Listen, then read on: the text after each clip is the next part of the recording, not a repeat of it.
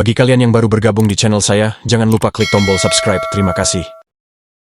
Cahyo, Pak Kuswara. Nggak ada jawaban tuh dari mereka. Dan setelah asap hitam itu hilang, ternyata Danan udah nggak ada di ruangan yang tadi. Dia lihat tuh ke sekitaran kan. Dan ternyata dia ini pindah ke dalam hutan. Lagi kebingungan gitu, nggak lama tiba-tiba kecium nih bau busuk ini nyengat banget. Dan dia baru sadar tuh kalau bau busuk itu asalnya dari tumpukan mayat nggak utuh yang ada di sekitar dia. Danan panggil lah tuh kan, Cahyo sama Pak Kuswara. Cahyo, Pak Kuswara. Tapi nggak ada jawaban. Danan coba lihat lagi ke sekeliling, coba buat nyari petunjuk, tapi belum sempet dia nengok ke belakang.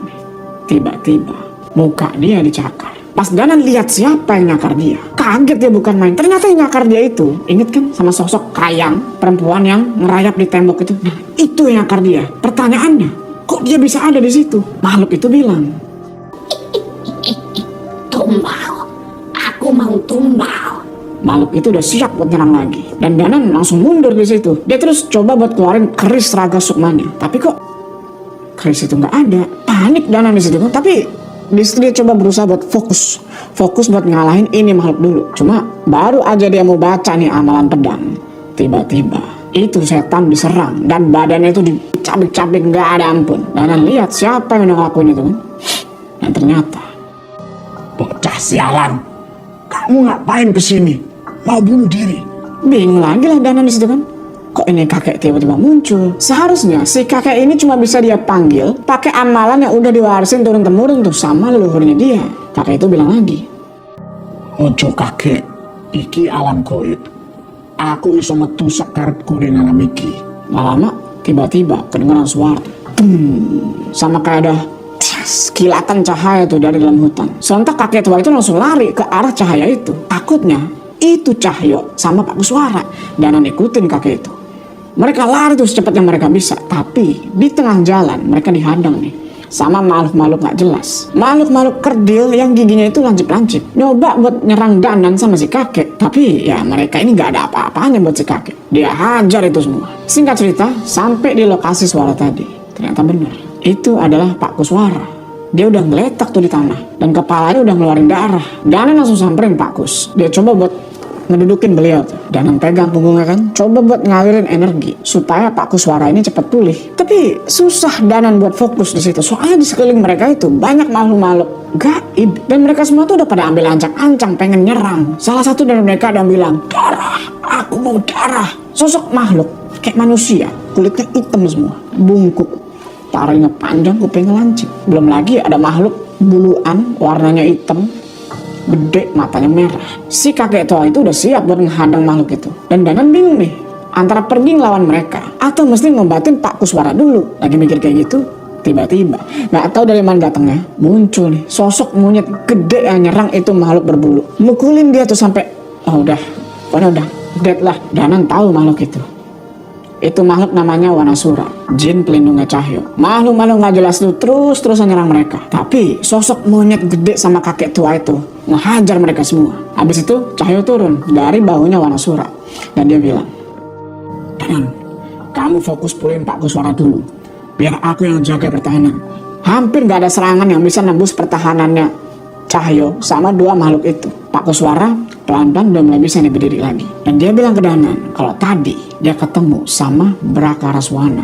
Habis itu dia ambil tuh mata tombaknya, dia bacain amalan, terus dia lempar ke tanah kan. Semua demit, setan, jin atau apapun lah itu pada kebakar pas nginjek tanah yang udah ditancepin sama pusaka itu. Danan takjub gitu loh ngeliat apa yang udah dilakuin sama Pak Kus. Tapi di sisi lain dia juga penasaran nih sama apa yang udah terjadi pas dia ketemu sama Brakaraswana tadi. Pak Kuswara bilang, Ingat, tujuan utama kita adalah jasad merah. Karena tidak ada satupun dari kita yang bisa ngalahin iblis itu. apa yang terjadi di sana Pak? Kalian bakal lihat sendiri. Yang perlu kalian siapkan adalah hati kalian. Jangan sampai tergoda. Tepat di tengah hutan itu, mereka bertiga nemuin nih satu padang rumput lumayan gede yang udah mati dan dikelilingin sama pohon-pohon. Nah, padang rumput itu bisa dibilang udah kayak arena perang gitu. Mereka bertiga ngelihat ada satu kepala yang ditancap pakai kayu runcing. Danan tahu itu kepala siapa. Kepalanya Mbah Wira. Nggak cuma satu jasad yang mereka kenal, banyak jasad-jasad yang ketancap kayu di sana. Salah satunya adalah dukun yang diperbudak sama iblis itu, yang sekarang berwujud pocong merah. Dan yang paling mengenaskan adalah bocah perempuan yang kepala sama badannya itu udah pisah, dimana badannya itu lagi dimakanin sama sosok yang nyerupain anjing. Dan tahu siapa bocah perempuan itu. Itu adalah Mira. Mungkin karena ngeliat itulah Pak Kuswara ini jadi emosi gitu. Dan itu yang bikin dia kalah sama si iblis itu, Brakaraswana. Pas lagi kayak gitu, tiba-tiba angin berembus kencang. Dan gak lama kemudian muncul nih, dari tengah-tengah padang rumput itu, sosok kayak manusia. Cuma ini orang, energinya benar-benar negatif. Sosok itu bilang, Kenapa kalian tidak jadi pengikutku saja? Kalian mau apa? Pasti dapat. kamu pikir setelah kami lihat apa yang terjadi sama Mbah Wira dan dukun itu, kami mau jadi pengikutmu? Shh, jangan dijawab. Semua yang keluar dari mulutnya adalah godaan. Tenangkan jiwa kalian. Beda sama Cahyo dan Pak Kus yang masih bisa tenang di situ. Danan bisa dibilang benar-benar terintimidasi. Auranya Brakaraswana itu kuat dan gelap banget. Seolah-olah mereka bertiga ini nggak ada apa-apanya dibanding dia. Aku nengkene bocah asu. Sebelum kamu mati, setan itu harus ngadepin aku dulu. Brakaraswana terus ngambil satu kepala tuh yang ada di tanah, diambil sama dia, terus dihancurin pakai tangan. Habis itu si iblis tersebut nengok ke arah Danan. Kayaknya dia ini bisa nyium kalau Danan itu lagi ketakutan. Kakek tua itu langsung berdiri di depan Danan, melindungi cucunya itu. Kakek tua itu bilang, Elingo jenengku. Mulai sekarang panggil aku Eyang Widarpa. nggak pakai basa-basi lagi tuh, Eyang Widarpa loncat terus berusaha buat ngeremes kepalanya si Brakaraswana. Tapi nggak segampang itu.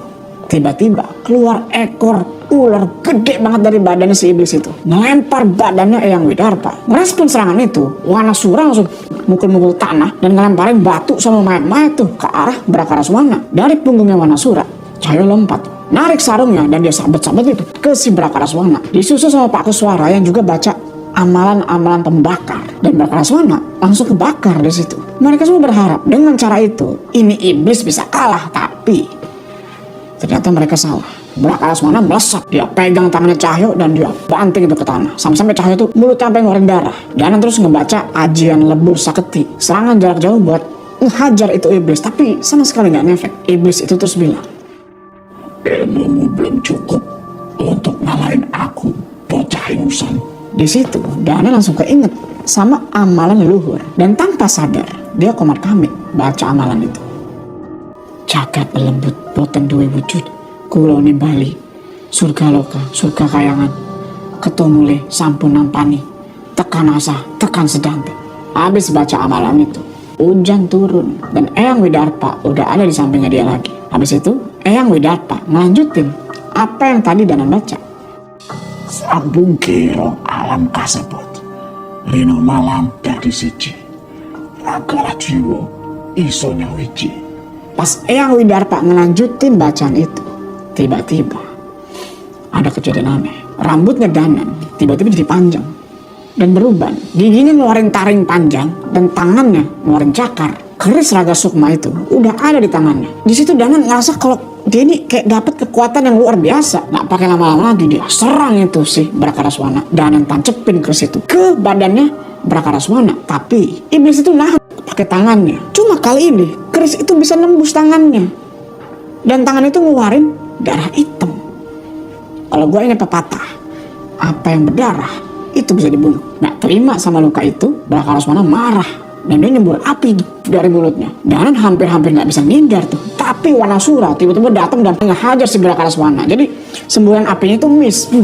Habis itu Pak Kuswara teriak, Mas Danan, pakai ini. Dia lempar tuh mata tombak andalannya kan, lempar ke Mas Danan. Danan tangkep, terus dia lempar lagi ke si iblis itu sambil baca ajian lebur saketi. Iblis itu nggak bisa ngindar lagi, kena nancep ke badannya dia, dan iblis itu langsung teriak. Serangan itu ninggalin bekas di badannya dia. Dan teriak di situ, Cahyo, Pak Kuswara, serangan ini berguna. Ngedengar itu, Cahyo diri dan lari ke arah Danan. Terus dia nyuruh Danan buat naik ke badannya Wanasura. Danan naik tuh ke pundak kirinya Wanasura, sedangkan Cahyo ke satu sisinya lagi. Nggak pakai diperintah lagi, Wanasura langsung jalan tuh, nyerang Brakaraswana. Danan tarik lagi tuh mata tombaknya Pak Kuswara dan dia coba serang lagi iblis itu, tapi dia ngindar. Brakaraswana terus nyambetin ekor ularnya tuh buat nyerang Danan sama Cahyo, tapi ditahan tuh sama si Wanasura. Mereka bertarung bisa dibilang lumayan sengit tuh, serangan demi serangan, ilmu lawan ilmu. Dan sekali lagi Danan baca amalan dan dia lempar itu mata tombaknya Pak Kuswara, dan kali ini itu mata tombak nancep di jidatnya Brakaraswana. Di situ Brakaraswana bilang, Tak mungkin. Aku tahu benda ini. Ini punya Chandra Mukti. Manusia sialan. Dari mana kamu dapat benda ini? Danan, tarik tombaknya. Ayo gabungkan amalan kita. Danan tarik lagi tombak itu dan dia kasih ke Cahyo. Cahyo bacain mata tombak itu kan pakai amalan-amalan khusus. Gak mau ketinggalan, Danan juga tarik tuh keris rogo sukmo dan dia tancepin ke badannya Brakaraswana. Terus mata tombak itu juga ditancepin lagi. Iblis itu langsung teriak. Dia bilang, Jangan sombong manusia lemah. Kalau itu memang punya Chandra Mukti, maka cuma cara yang sama yang bisa mengalahkannya. habis dia ngomong gitu, tiba-tiba api gede muncul dari dalam tanah, ngebakar badannya Brakaraswana.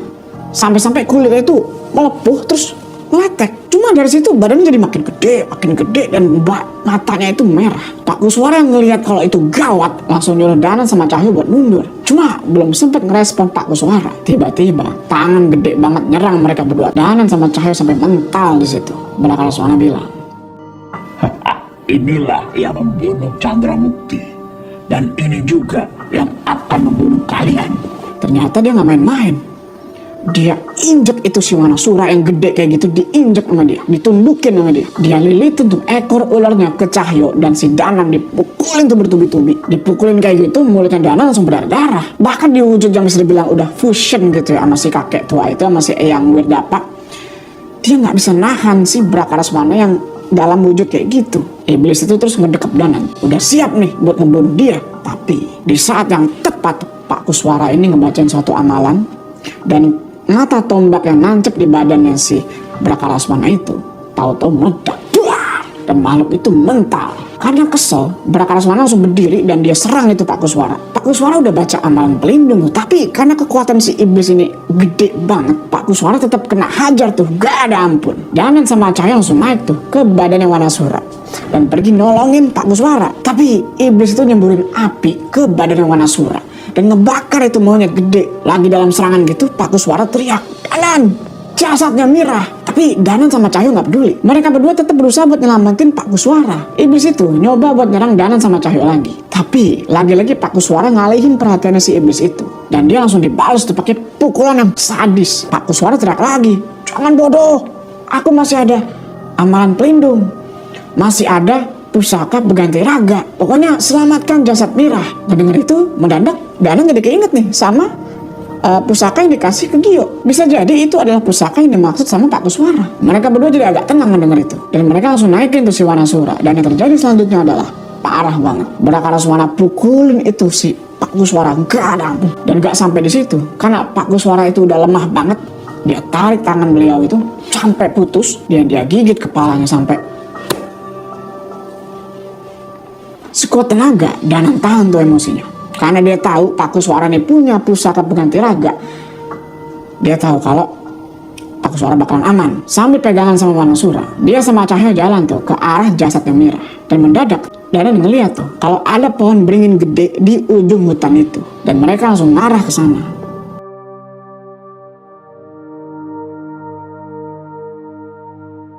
Nggak tahu ya apa yang terjadi pas lagi naik Wanasura itu. Karena tiba-tiba di perjalanan Danan ini nggak sadarin diri. Dia kebangun karena Cahyo itu goyang-goyangin badannya ngebangunin dia. Danan buka mata tuh. Dan yang pertama dia rasain adalah sakit sekujur badan. Dan dia perhatiin sekarang badannya udah jadi normal lagi. Danan nanya ke Cahyo, di mana kita, Cahyo? Kayaknya kita balik ke Imah Leweng. Jasad Mira itu. Danan nengok ke arah yang ditunjuk sama Cahyo kan. Dan disitu dia ngeliat ada tulang belulang anak lah. Dia udah bisa tebak kalau itu jasadnya Mira. Dan di sebelahnya ada lagi satu jasad utuh. Kelihatan dari badannya itu udah babak belur kena siksaan. Itu jasadnya Mbak Wira. Ngeliat itu Danan heran. Kenapa kok jasadnya Mbak Wira dibawa juga? Cahyo jawab, Mbak Wira sangat berdosa.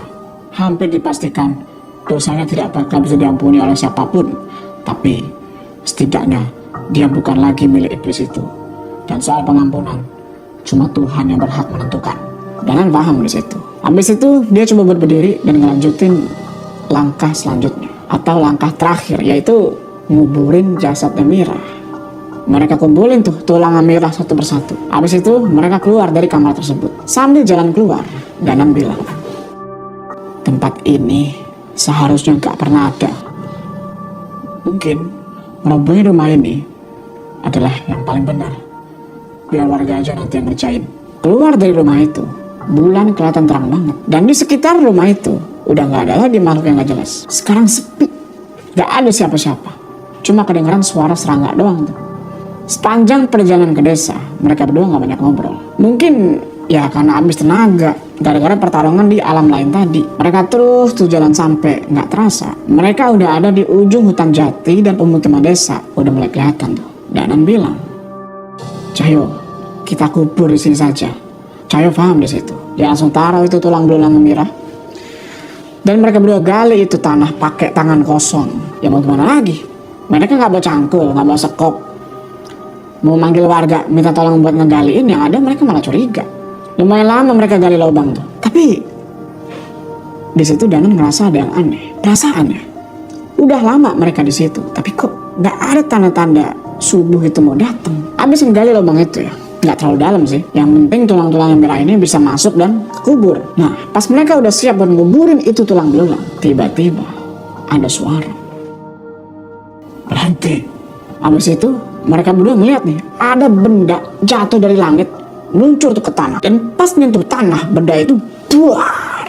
Cahyo yang lihat itu, dia nggak percaya. Itu mata tombaknya Pak Kuswara. Belum sempet Danan ngerespon, tiba-tiba tempat mereka itu berubah. Jadi hutan jati yang udah dipenuhin sama banyak banget makhluk halus. Bayangin, tadinya sepi, nggak ada siapa-siapa, kayak buka gorden aja gitu.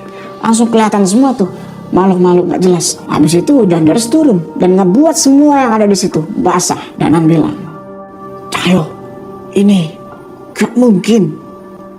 Sialan, kita dikelabui.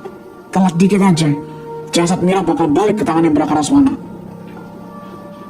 Wanasura, Cahyo panggil tuh jin pelindung dia. Tapi gak terjadi apa-apa. Si Wanasura gak datang. Di situ baru mereka sadar kalau mereka nggak lagi di alam lain. Lemes Danan di situ. Dia langsung keduduk tuh di tanah. Cahyo di situ tetap ngebacain doa-doa sama ayat-ayat buat ngelindungin diri. Kelihatan dia belum mau nyerah. Tapi di saat yang bersamaan tiba-tiba muncul nih sekumpulan makhluk kerdil-kerdil yang kayak tadi, yang giginya itu runcing-runcing. Pokoknya mukanya nggak enak dilihat lah. Mereka ngerebugin Cahyo tuh. Danan teriak di situ kan, Cahyo lari. Dan baru dia mau gerak nih nyamperin Cahyo, tiba-tiba kakinya Danan dicengkram tuh sama tangan yang keluar dari bawah tanah. Danan berusaha buat ngelepasin diri tuh, tapi tangan-tangan lainnya itu ikut keluar dan megangin kakinya dia semua, berusaha buat narik Danan masuk ke dalam tanah. Cahyo bilang, jangan nyerah Danan, makhluk jahanam itu gak bisa lagi berurusan sama dunia ini. Aku gak sudi kalah sama setan remeh ini. Abis ngomong gitu, Cahyo diserang sama segerombolan makhluk kerdil itu. Mukanya dia digigit, badannya dia dicakar-cakarin, sampai Cahyo ini tumbang. Danan ngontar-ontar tuh, berusaha buat ngelepasin diri. Tapi tangan-tangan itu terlalu banyak. Dan satu persatu, sosok berwujud mayat hidup itu mulai pada keluar dari dalam tanah. Danan cuma bisa pasrah di situ. Jelema anu geus indit ulah balik. Anu geus tenang ulah ngaganggu. Anu teu tenang tanpa pamales kangel. Danan tahu bacaan itu. Itu kan bacaan yang dibaca sama Pak Kuswara. Dan abis ngedengar suara itu, Danan ngeliat mata tombaknya Pak Kuswara nyala lagi tuh, nyerang semua setan yang ada di sekitaran mereka berdua. Setelah semua makhluk-makhluk itu dihabisin, dari kejauhan Danan sama Cahyo ngeliat ada sosok laki-laki tua jalan ngedeket. Pak Kuswara, benar itu Pak Kuswara. Jadi Pusaka pengganti raga itu benar-benar ada. pusaka mata tombak itu terbang lagi setinggi-tingginya ke atas langit, terus jatuh lagi ke tanah. Dan semua makhluk gak jelas itu, makhluk-makhluk halus yang nginjek tanah yang udah ditancepin sama mata tombak itu, langsung pada kebakar. Habis itu mereka berdua berdiri dan coba ngedeketin Pak Kuswara ini. Tapi semakin mereka deketin, kok ini orang bukan kayak Pak Kuswara, yang kelihatan malah orang tua. Pakai baju hitam lusuh, jenggotnya putih panjang. Mbah Wira. Bingung lah mereka di situ kan. Kalau yang pakai pusaka itu Mbak Wira, terus di mana Pak Kuswara sekarang? Dana langsung teriak di situ kan, Mbak Wira, tolong jelasin semuanya ini. Mbak Wira nggak jawab apa-apa di situ. Dia terus jalan ngedekat tuh ke arah Danan sama Cahyo, sambil ngehalau semua setan-setan itu pakai mata tombaknya Pak Kus. Pas sampai di tempatnya Danan sama Cahyo, barulah di situ Mbak Wira cerita. Jadi balik ke yang di alam lain itu. Sebelum Brakaraswana ngabisin Pak Kuswara, beliau sempat ngebaca sesuatu dan ngarahin mata tombaknya itu ke jasadnya Mbah Wira yang Cahyo bawa. Selesaikan semuanya. Itu kata-kata terakhir Kuswara.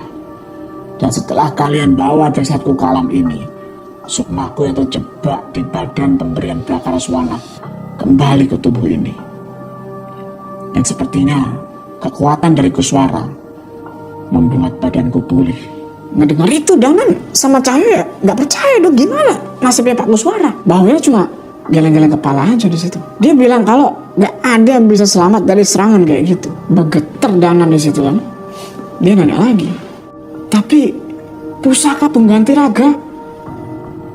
Nggak ada lagi pusaka seperti itu. Kalaupun ada, kamu sendiri pasti tahu cara pakainya. Danan langsung ingat ke belakang tuh. Bener aja, kalau pusaka pengganti raga itu mesti dipegang sama yang pemiliknya, bukan dikasih ke orang lain. Terus yang dikasih ke Gio itu apaan? Di situ Dana langsung emosi lah, sedih, campur aduk gitu, dia teriak-teriak.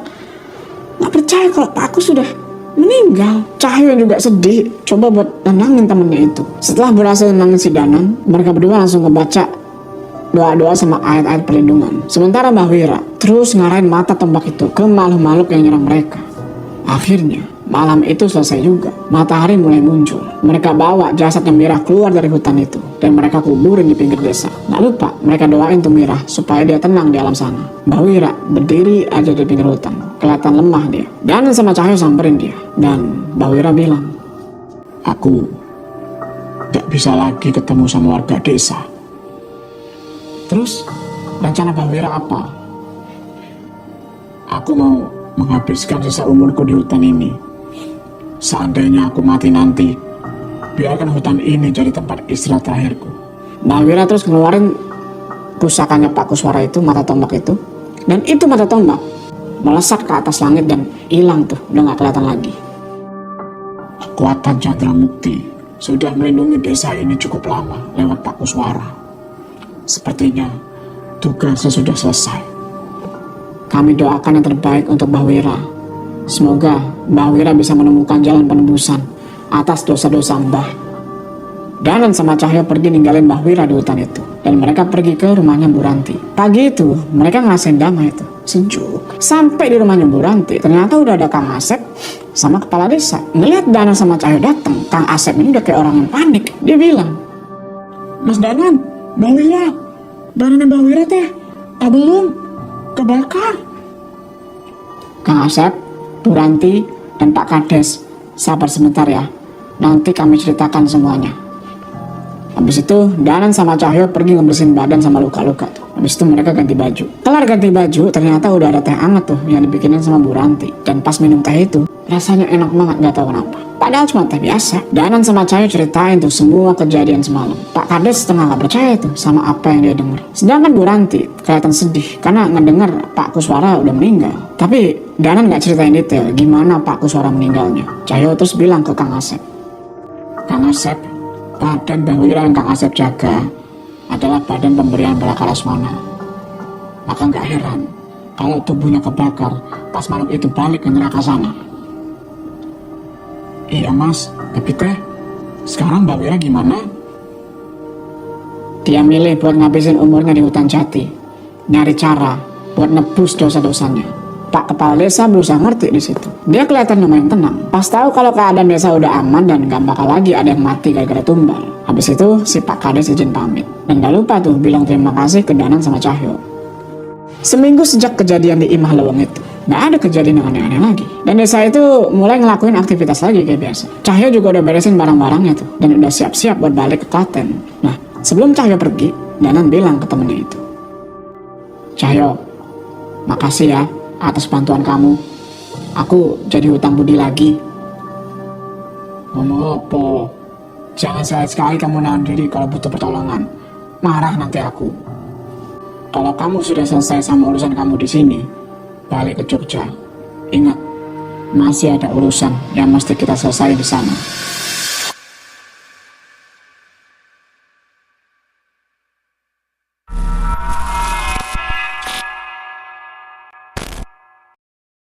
Jika kalian suka dengan video saya, jangan lupa klik like-nya. Jangan lupa komen untuk video dan saran-saran video selanjutnya. Jangan lupa subscribe dan loncengnya, supaya kalian tidak ketinggalan video terbaru dari saya. Terima kasih, goodbye.